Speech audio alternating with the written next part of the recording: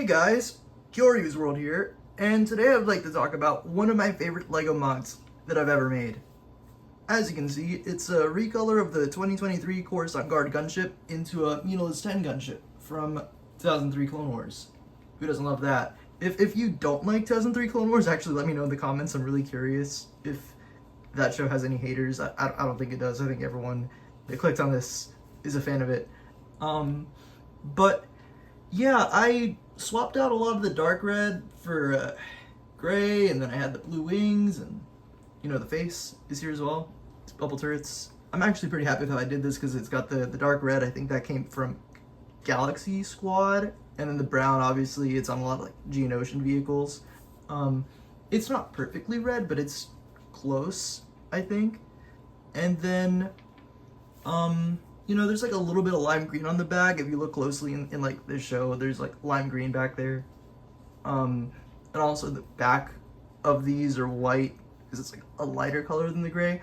A lot of the MOCs I see for this are white instead of light bluish gray, and I get why, but I just thought, making it gray would add a little bit of contrast and make it different. And like, I believe the Hasbro toy is gray as well, so it's a little different.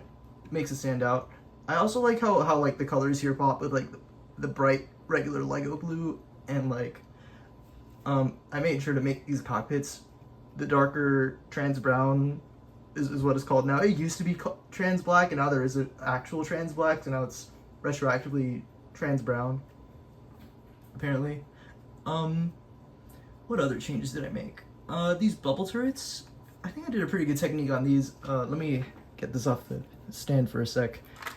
I like did a bit of a stud reversal there to get it on like both sides. And what else? I got the stripes on the wings, it's just 1x2 tiles.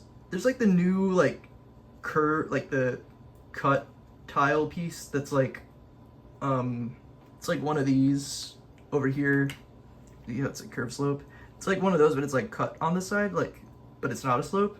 I think that piece could work here if I were to redo this someday, but like for now this is pretty good.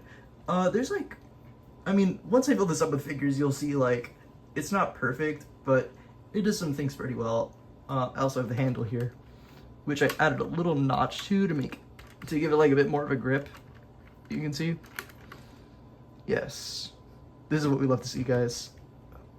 Underside. Now let's open up some doors. Give you a little surprise here. Yes, I made one of these cannons. So, unfortunately, it takes quite a bit of finagling to get this over a clone set. You have to, like, take it apart and stuff. I was kind of inspired by a design I saw a few years ago, but I don't exactly remember who to credit for that, unfortunately. I've also seen different designs since then that might look a little better and more proportional than this, but, like, this is, like, definitely one of the clone 2003 cannons of all time.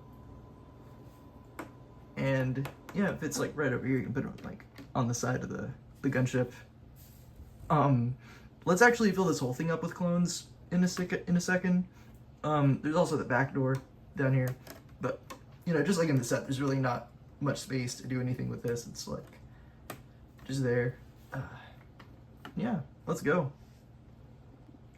So I actually made this MOC because the Coruscant Guard Gunship came out, and I was like, I don't really like the Coruscant Guard that much. You know what they did to fives. Not really a big fan of them. But I saw that and I was like, the gunship design looks interesting, so I wanted to like test it out, but I didn't want to buy the set. So I cobbled together some pieces from my own collection, placed a couple Bricklink orders, and then we ended up with this. So instead of paying like, what is it, $140 for the set, this was like $70 in Bricklink orders, which is like way better. But that being the case, it does carry over a few downsides of the set, as I've been saying, including the cramped interior over here. The 2013 one can fit so many more than this, but this is still like getting the point across, kind of, especially if you have more limited space. Like, something I do love about these smaller sets is like that you're able to fit them better into MOCs now. It's not perfect, but it's it helps a little bit. And you know, with the rising costs of LEGO Star Wars sets, a little project like this every now and then does help kind of make things a little easier on your bank account. You know what I'm saying? So yeah, I mean, if you're looking at this, be inspired, make your own thing with what you have. Maybe splurge a little bit for extra parts, but don't go too crazy on like every new set that comes out, if that's like something you're struggling with in the current market of LEGO Star Wars sets.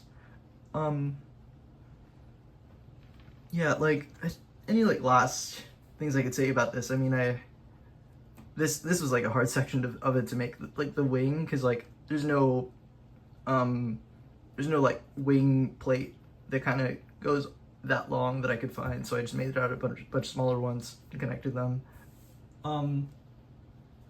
And yeah, I mean, I don't really have like the figures exactly for this yet, but I want to get them at some point to make this look a little nicer. Those new pilot figures look interesting, and those will definitely do a better job here than these. But I mean, if they're just like sitting behind the cockpit, it's not like that big of a deal. You can barely even see them in there, so it's, you know, it is what it is. So with all that being said, thanks for tuning in to my first LEGO Moc review on this channel. I'll definitely be working on improving some things here and there, but for a first time, this is a great Moc to start with. So if you like what you saw today and you want to help support me and keep the ball rolling on these videos, you can like, subscribe, comment, and check out both my Patreon and my Ko-fi in the links below.